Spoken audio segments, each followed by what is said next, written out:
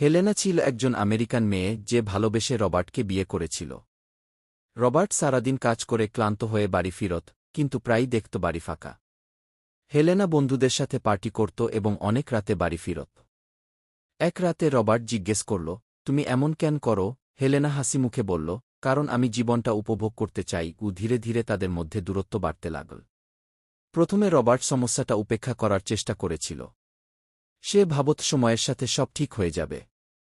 অনেক রাতে সে জানালার পাশে চুপচাপ বসে থাকত, আশা করত হেলেনা তাড়াতাড়ি বাড়ি ফিরবে যাতে তারা একসাথে বসে কথা বলতে পারে বা রাতের খাবার খেতে পারে। কিন্তু রাতগুলো আরও দীর্ঘ হতে লাগল এবং তাদের নীরবতাও বাড়তে থাকল। একদিন তারা অবশেষে আলাদা হয়ে গেল। রবার্ট একা বসে অনেকক্ষণ কাঁদল।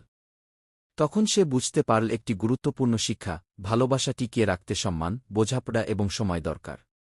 শুধু কি আমি তোমাকে ভালোবাসি কি বললেই সম্পর্ক বেঁচে থাকে না।